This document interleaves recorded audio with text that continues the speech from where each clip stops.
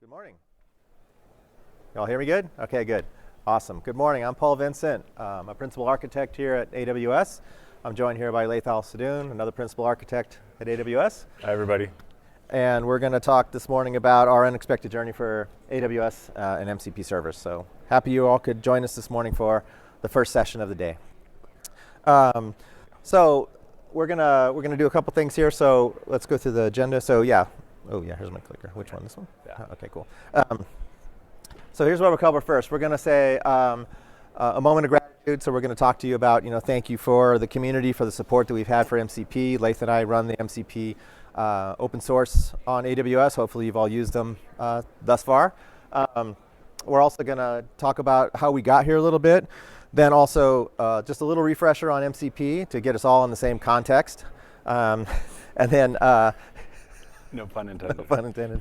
MCP server tool design choices, why we made some of the choices when we designed our initial MCP repo, how maybe you can use some of those techniques designing your own internal MCP repositories for your own usage within your own companies.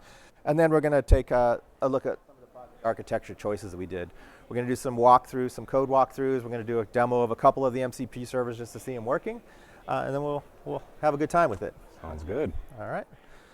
All right, so first. Yeah, I just want to say, first of all, thank you for coming to our talk. That's a wrap, actually. We're all done. Thank you. You can go to your next session. I'm just kidding. Genuinely wanted to say thank you. Really, it's the community, the adoption, your enthusiasm for those of you that have used the MCP servers that have made this a really great project. So we've had now over 7,400 GitHub stars, lots of forks, community contributions, service team contributions from AWS, 60 specialized MCP servers across use cases, personas, or role-based type of servers that you can use in specific scenarios that you need. And also a huge thank you to the AWS community builders and heroes and just our other external advocates for AWS that have voluntarily written blogs and articles about how to use these MCP servers in whatever tool you choose, whether that's Kiro, Klein, or really neat coding assistant or agent framework that supports MCP. We really want to thank you a lot for your support. Each of the downloads of these servers, we've had over several million downloads of MCP servers. This is really any developer that has this, is now able to say, create a full stack, serverless, amateur radio logging web application. That was one of our marquee use cases when we first started building this.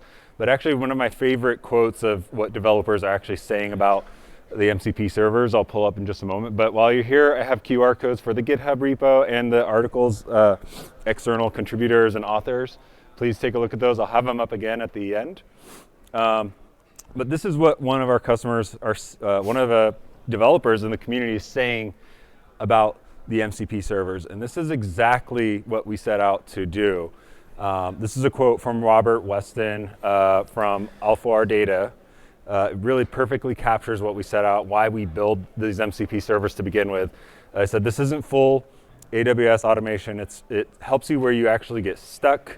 And the key thing here is this is how cloud dev should feel. It just knows what I'm trying to build, how I build it on AWS, and takes away some of the guesswork of which service, which IAM policy, how do I do this? It basically builds all of that into your AI coding assistant.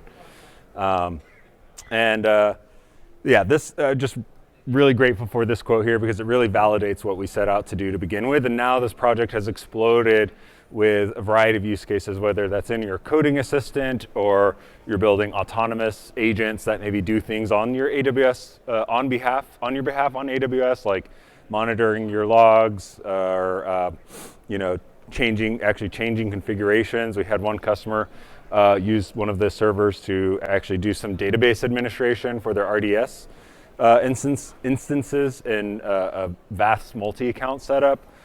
So really excited about what customers are saying and using our MCP servers for.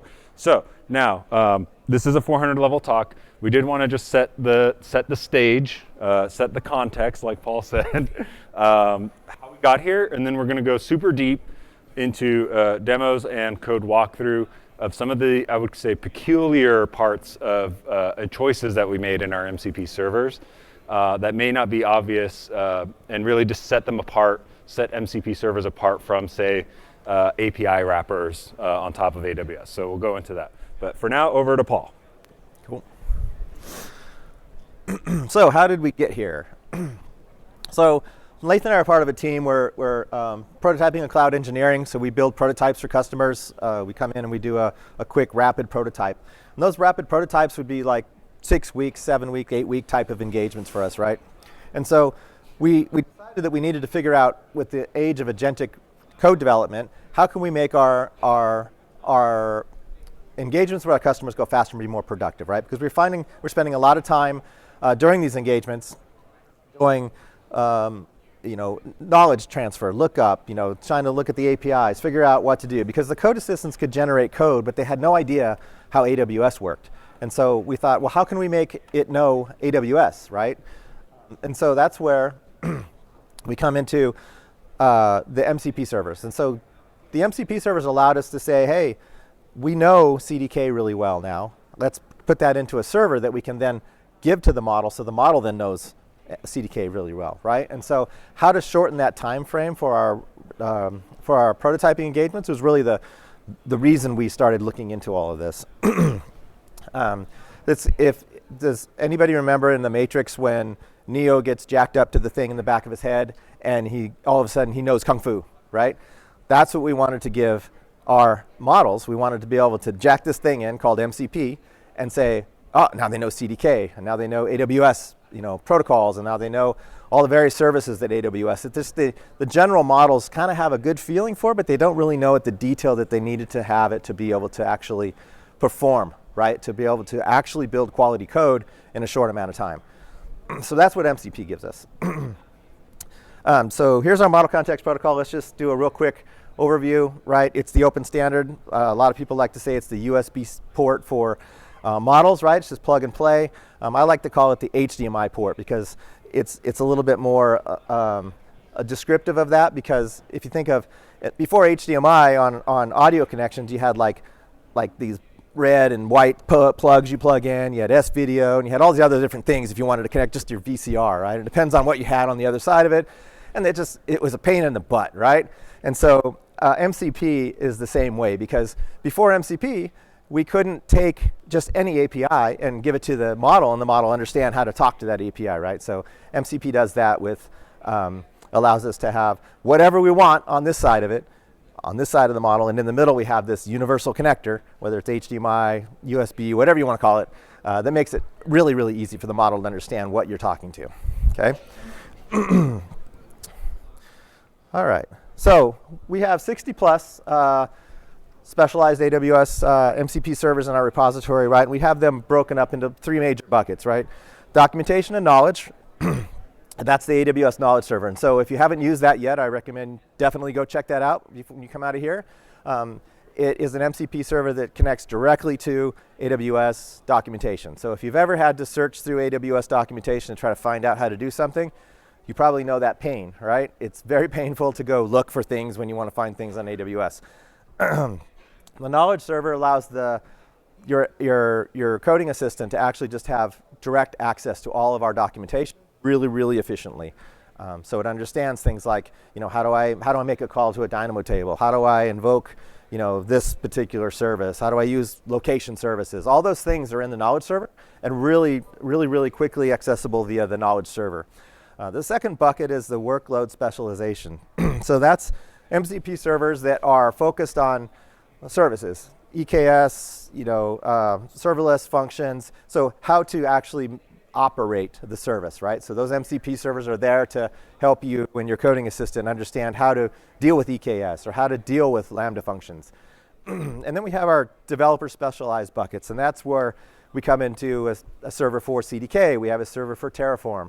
So I've actually had customers where we create a solution for them, and it's in CDK, and then they say, oh, we forgot to tell you, we actually want Terraform, right? And so it's as easy as telling that MCP server, convert this whole CDK stack to a Terraform stack and you're done, right? And so it's that simple with MCP because we've given it that kung fu, right? It understands Terraform, it understands CDK, so it can do that translation very quickly for you using the LLMs.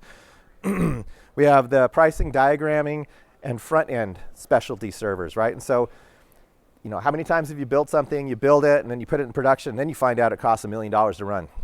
So now you can actually create your code, do your development, and you can run the MCP server for pricing and optimization and say, how much is this actually going to cost me to run with various scenarios, right? And it'll model that out using the direct access to the APIs.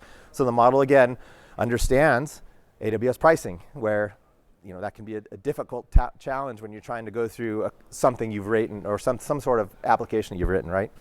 Front end is another developer-focused one. So, you know, I'm a back-end coder. You know, I've been coding for 3 decades. I'm not a front-end developer, but I am now because I know Kung Fu. I know how to do front-end development now.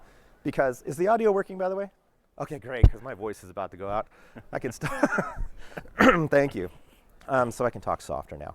So the so the front-end server now allows me to be able to write really, really quality front-end code without having to be a front-end developer, which is really cool for me. And here it is.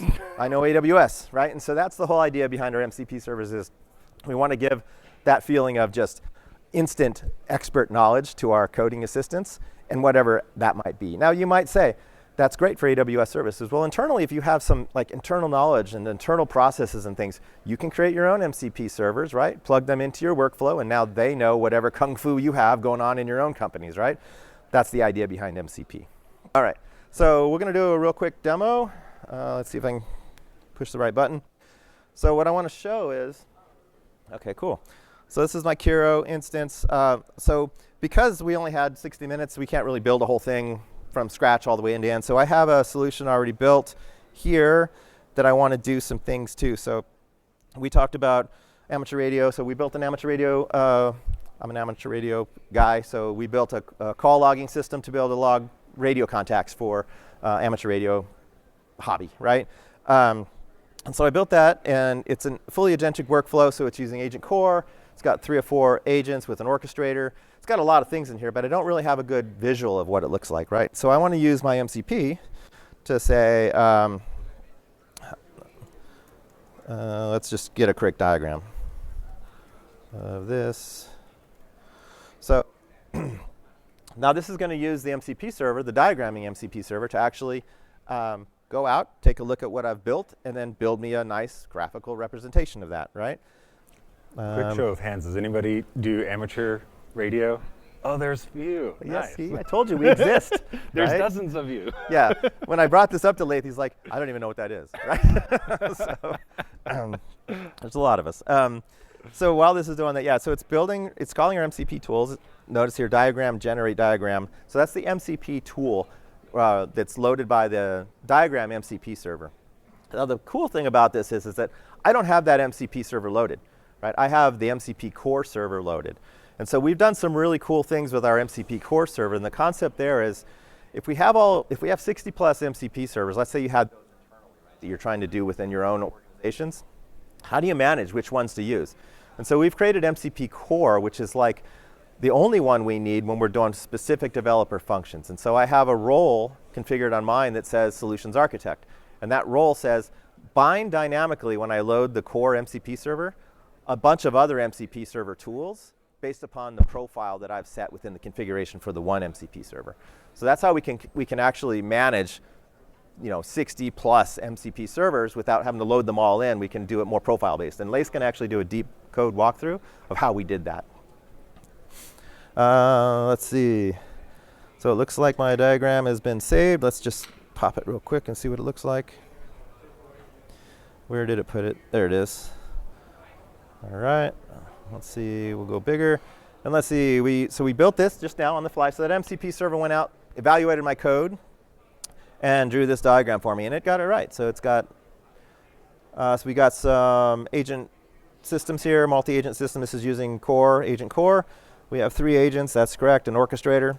We have some remote APIs going out to get things like QRZ.com for call sign lookup and verification. So a lot of good things happening, all diagrammed for us automatically through our magic of MCP.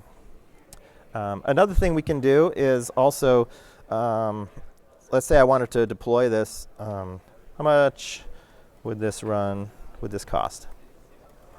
To run 10,000 users. So that again, we'll do the same thing. So I've binded to, since my profile says, in core says I'm a solutions architect and I need to know things like pricing. And so it binds all those tools from the other MCP servers into this one instance of core. And now it's going to actually call the pricing, if I approve it. I approve that. So it's going to it's going to call the pricing server and actually get it's going to look at the code first and understand all the things I've built. And then it's going to call all the individual pricing APIs for those and build the full solution for me, and then do some modeling on number of users and that type of thing, so we can, I don't know why it's not approving automatically, but we'll keep saying yes. There it goes. There we go. So it's able to go out there and use the API to actually do that. And it'll do some scenario-based things as well, right? 10,000 users, 100,000 users, 1 million users. And so it'll bring that report out for you and kind of give you a good feeling for what it's going to cost to run this solution the way it's coded today, right? And that'll also give you the insights to say, well, I need to change this area here. I want to change the architecture here because I need to cut cost here. So it gives you that upfront way before you even deployed it, right? Which is nice. Show of hands, who has used the AWS calculator or simple monthly calculator, right? Okay, everybody, but basically, yeah. So if you haven't tried this the pricing MCP server with your like infrastructure as code stack or maybe something like that, you're in for a treat. You probably never want to go back to the calculator ever again. What's just an important call out, with managed services like Lambda and Bedrock, it's like a highly variable cost based on on demand per use pricing model. So we've built in the pricing server these prompts and tool descriptions that bake in hints about assumptions, right? Like assumptions about your stack, so that you can actually bake in, say, 10,000 users that are calling Bedrock maybe 3 times a day with an LLM, and this. So it basically has some hints there to build out this estimate. So really, really powerful one. Yep. So you notice it created the report over here, and I've asked it to write it out to a file so we can persist that over time, and it's working to do that. But if you can see here, we got a pretty good, right, monthly cost to run this. If I wanted to run it at scale at 100,000 users, almost $2,000 to run a amateur radio. I think that's a little outside of my hobby budget, so I'm not going to run this on my own. But if I wanted to provide a service maybe to other radio operators, it might be something I could think of. All right, so use cases, so things we can do, right? So if we take a look at the way we've organized these things, right? So we have that. My slide disappeared. There it is. Explore and plan. So explore and plan is more of that phase of, hey, experimentation. What do I want to do? Kind of quick, rapid prototyping development, right? And so using our MCP service to do that quickly. Flywheels down into create, and that's where we've got our plan, we've got our user requirements, we've got those things kind of well defined within our workflow, and now we're going to create. Create's going to use our MCP service to get that deep knowledge again, our kung fu, so we can actually build something really, really useful and really valuable. And then we use another set of MCP servers to test and secure. So we have MCP servers for well architected, right? We have MCP servers for developing user test cases around the code that's being developed. And so this is the full flywheel effect here. So as you're going through there, then review and deploy. So at the end of that test, we take a look at the test outputs, we review, and then we use MCP servers for Terraform, CloudFormation, or CDK to actually deploy our solution, right? So we deploy that out to our environment, and then we have another set of MCP servers that we can use for maintaining and operationalizing it. So we can look at security logs, we can look at utilization, we can troubleshoot and repair any problems that we might have, any unforeseen things that didn't come out of our test. It always happens, right? Nothing's perfect. And so another set of MCP servers to help us with that phase of the cycle. And it's just a continual cycle. But what we're able to do, well, this might have taken weeks and weeks and weeks to do. Now we can do this really, really quickly. And so we're able to now develop prototypes for our customers in a 5-day period, where it used to take us, a 6 to 8 week type period. And so really, really good stuff. coming out of this and using MCP for that. Cool. All right. That's you, right? Here we go. All right. Yeah, so first quick show of hands again. Who has not used MCP with an AI coding assistant? Raise your hand. Okay, awesome. Oh, there's a few. Okay. So if you haven't, but if you're using AI coding assistants and you haven't used MCP at all, like any sort of MCP, you're really in for a treat. Try that right after this session. Even if it's not one of our MCP servers, if you use like third-party open source ones like Context 7, it's going to change the way you look at your AI coding assistants. I wanted to now go deeper into 400 level. Some of the choices that we made with our MCP servers, the real design, the meat behind them. So we mentioned from the beginning, we have 60 plus MCP servers. Is that too many? Is that too few? Is that just right? So that's something we are constantly assessing. But the one thing that we know for sure, these are emerging standards, I would say. It's hard to say that there's best practices in this space because it's just now a year old. But we've seen some emerging trends and things that we view as maybe like standards or soft standards. So the first is the multi-server, the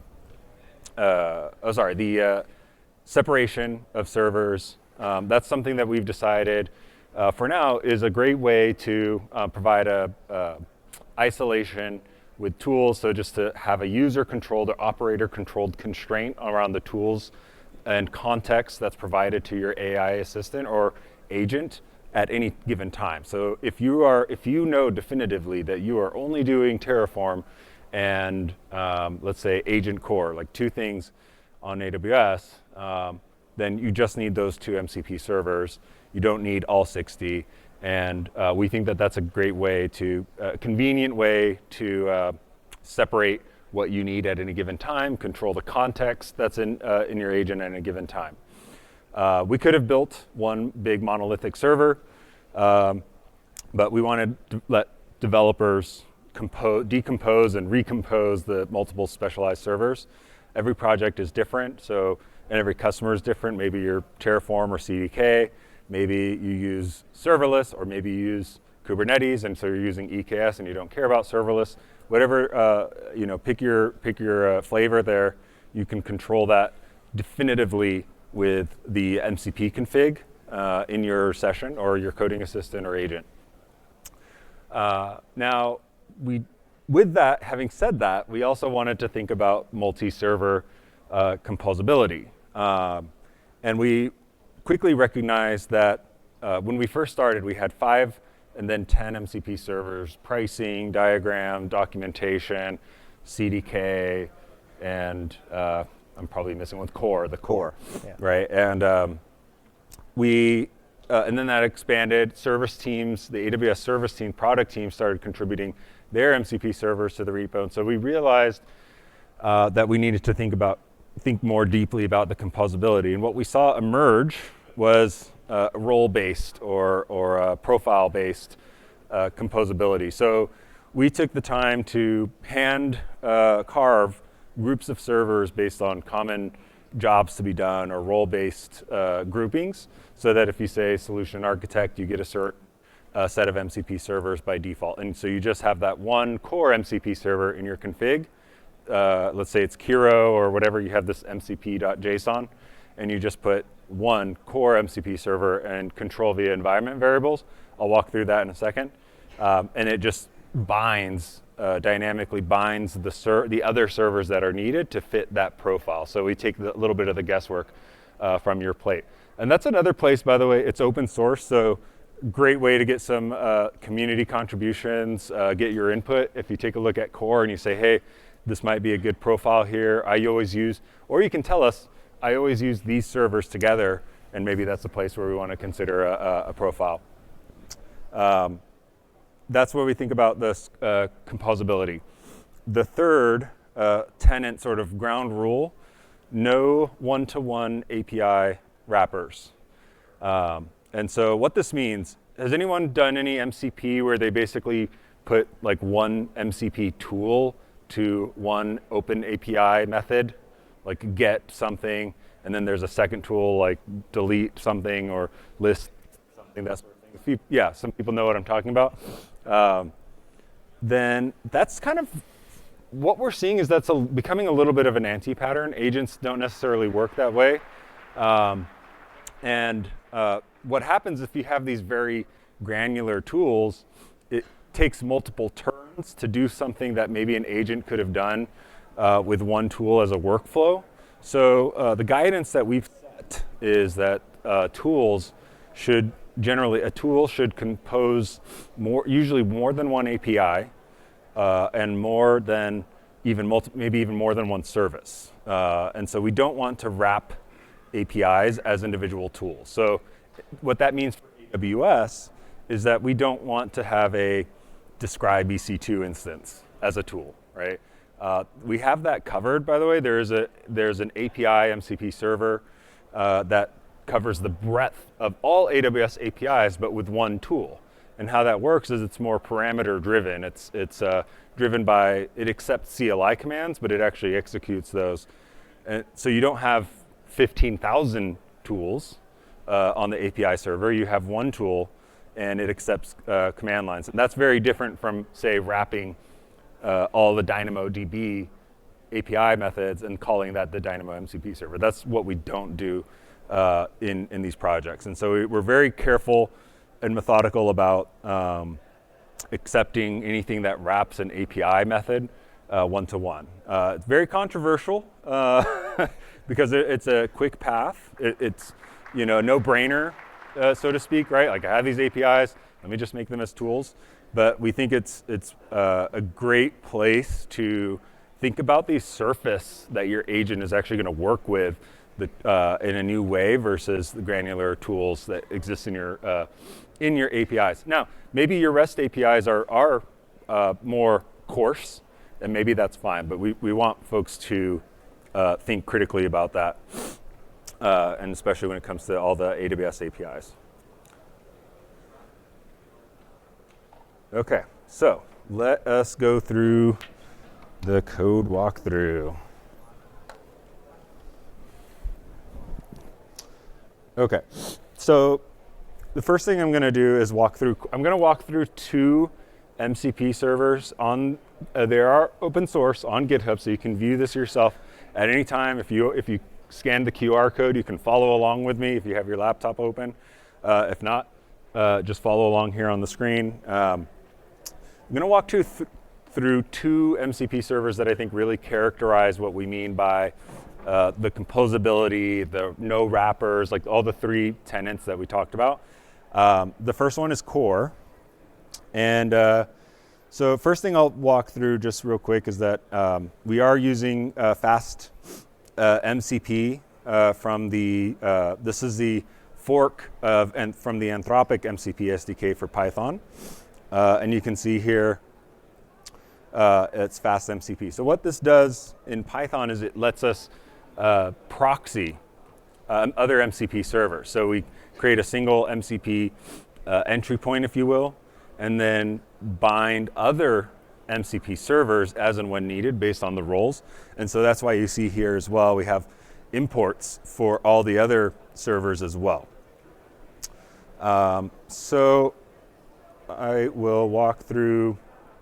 So now the first place you start when you look at this code, and just a reminder for MCP, again, this is not a MCP deep dive. We're deep diving into some of the choices we made in our repo. But just keep in mind, MCP, it starts from as a standard I/O. These are all standard I/O local MCP servers at the moment. It's basically started as a child process from your agent, so whether that's Kiro or Cursor or what have you, it spawns a process on your local device, and that's what starts this server.py. And I'm gonna scroll down here. So we have a helper method that just imports servers, and then we check for the profiles based on the environment. So when you create an MCP .json, you will see me see if I can crack this open real quick. Mine should be configured. Yeah. Yeah. Oh, not in the, yeah, here we go. It's not in your workspace. Oh, it's it's in not mine in if you here. flip it over. Yeah. Right here. Yeah. Workspace. There we go. Yeah, so you can see here in the environment variable or property of the mcp.json, we give it an n.env, and we can provide these key value pairs for the roles, and those are defined by the server here. And we check for the presence of those roles. It can be one or more roles. We import. We have the default, which is the AWS Foundation. And so basically here, this is not super complicated. Here we just match those conditions based on the presence of those profiles. And what we do is we use our helper function to call the import server, which basically binds a proxy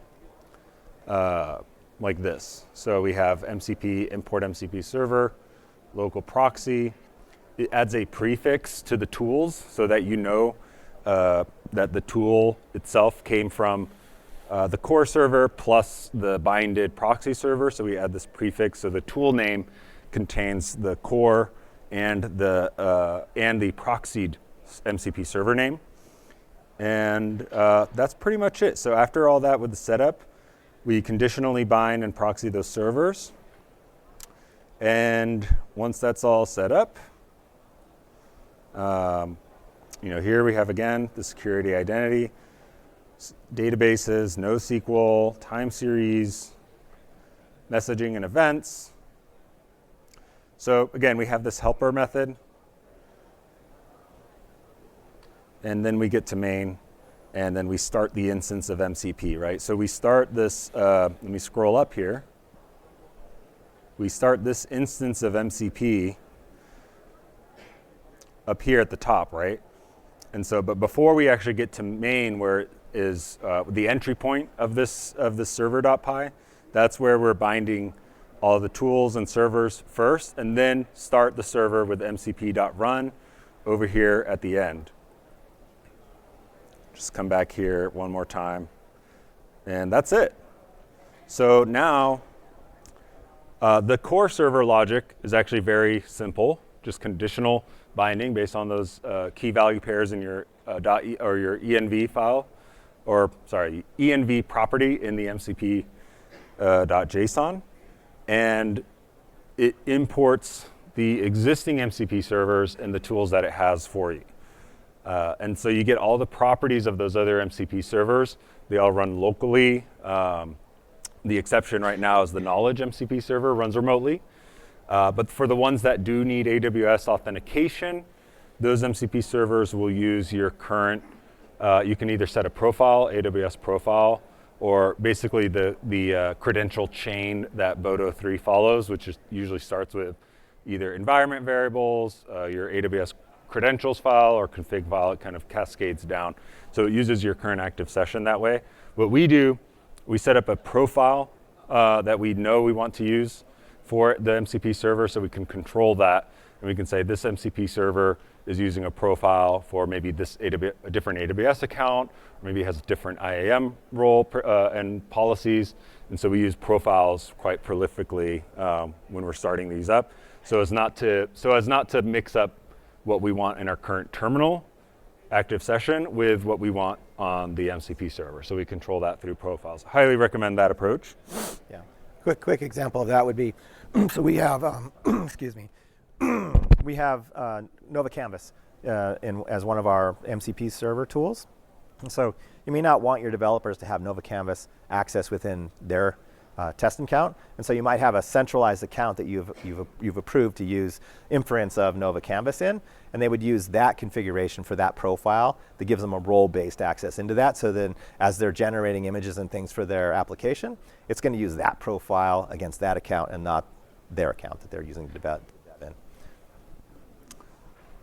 Awesome. And so the second one I want to walk through, again, I think this one really distinguishes itself for its sort of macro capabilities that span across services, but they're all related to billing and cost management or FinOps, right? So I want you to picture maybe the last time you had to investigate a cost anomaly on your AWS account. Picture that, or picture maybe now you have multiple, you have organization, multiple accounts, cost allocation tags. Maybe you want to factor in cost optimization, things like savings plans and spot instances, and the multiple services that requires, right? So now we're talking about roughly a dozen, actually, if you look under the covers, roughly a dozen services just around cost efficiency, cost explorer, cost and usage. And so this is really, the billing and cost management server, or BCM, is basically the entire FinOps profile into one MCP server. And why I think that's really stands out is that composition for a job to be done. And it does not wrap multiple, it does not wrap APIs one-to-one. It provides higher order tools. So the other thing with billing and cost management, you have to deal with pagination a lot. And so you don't necessarily want to rewrite pagination handling over and over again on your servers for different API calls. So if I come to the utils,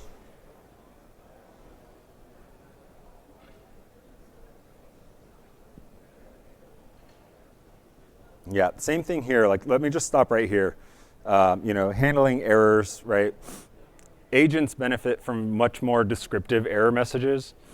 And so having this centralized billing server lets us kind of conceptually, you can think of the mental model as much more tractable, because you can craft these error messages based on an agent that is acting as a FinOps person. Or FinOps employee in your company. So you can actually add these custom error messages versus 500 or some other error message from AWS that might not necessarily help an agent do the FinOps job. So this is a place where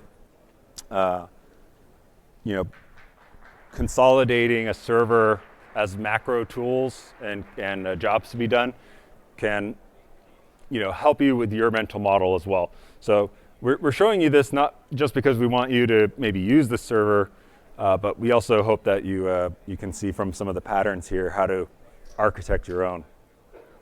Another reason this server stands out is that if you've used the cost and usage reporting and Cost Explorer APIs, it has large responses, pagination, and that sort of thing. If you use the API directly, many folks just use the console, and you have a much more pleasant experience that way because it's all built in. But if you're building this yourself with the APIs, you have to deal with a lot of stuff: pagination, analytics. What we do in this server is actually build in a small in-memory SQLite table or tables. So cost and usage data gets inserted or loaded into the server, into your instance of the server at runtime. And this also makes it really easy for the agent, an AI agent, to actually understand the billing. Because it doesn't have to understand the way you have to query cost and usage reporting on AWS. It just needs to understand SQL. And we know now, over maybe 2 years already, Texas SQL actually works pretty well. And so actually the main interface for billing and cost management is through SQL to the tools that we've developed here. And I'll show you that here right now. So we have this unified SQL server, basically querying a session database that is loaded.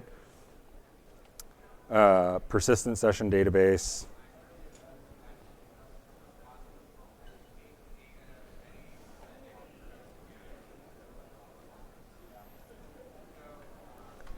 And we go.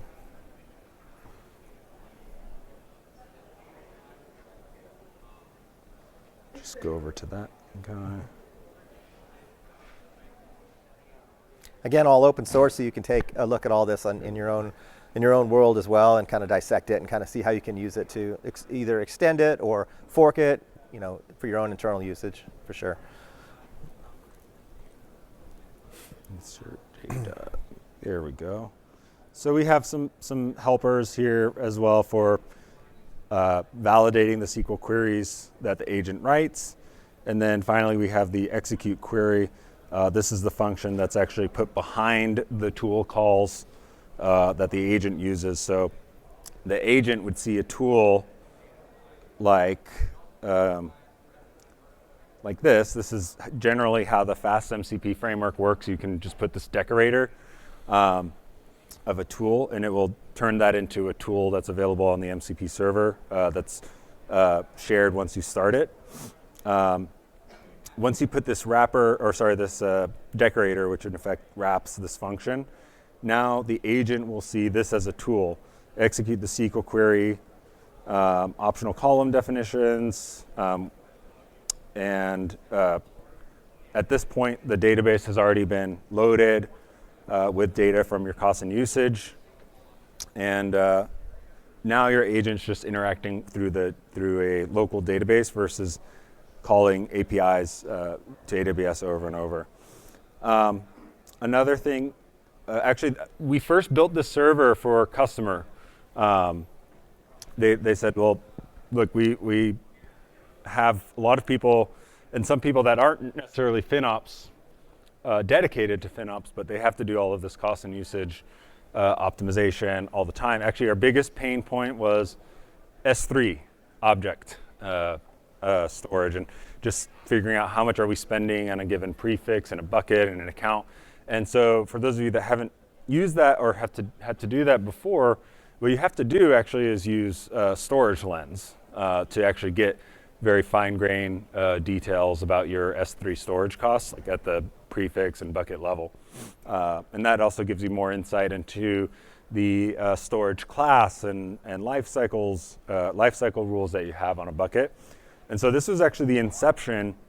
We said, great, we can do Cost Explorer, we can do cost optimization, RDS, RI, reserved instances, saving plans, but what about storage? And so that's where actually the first use case, we decided we need to make this into one FinOps MCP server. We'd kind of been noodling on it, but then when we had a customer tell us we wanted it, that really motivated us to get started. And so this one, again, spanning multiple services. S3 Storage Lens actually puts data in like Parquet S3 buckets or Redshift. You can set a few different destinations, but it doesn't actually have a data plane API by itself, right? It has a control plane API, which means configure Storage Lens and start collecting the data from the S3 buckets, but it doesn't have its own data plane API to actually query. You have to then get the data from an S3 bucket or a Redshift data warehouse and that sort of thing. So you can use Athena, but we decided no.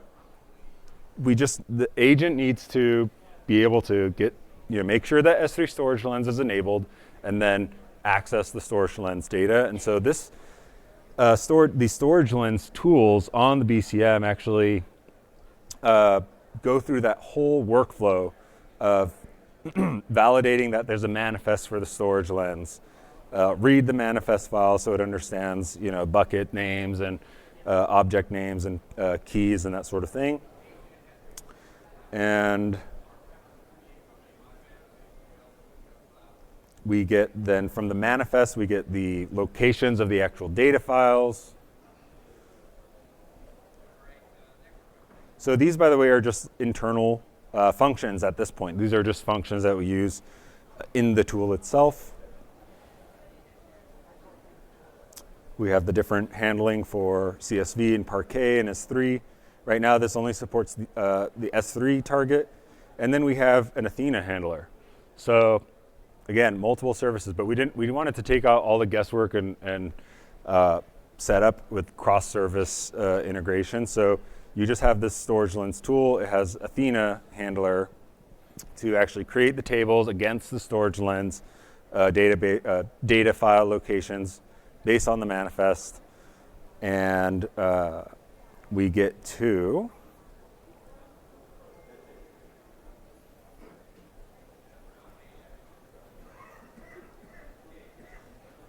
and at this point, these functions here, let me execute query, yes, right here. Finally, we get to this. This is actually a method on this class of the Athena handler that this is actually presented as a tool. So this particular one, we're not wrapping with a decorator, but we actually just bind it, add as a tool later on at the startup. But this, by the time the agent actually sees this tool and calls it, it will have validated the data of the manifest, the storage lens, the location, creating the S3 data, the Athena table against that. And now it has access to real storage lens data and can even create recommendations like, hey, this this bucket over here with this prefix actually has 200 terabytes. Really get fine-grained details versus just saying, hey, this account is using this much S3, or even just one bucket is using this much. It really gets down into the details, so you can get really fine-grained information about where your spend is on an S3 bucket or your S3 infrastructure on AWS. So.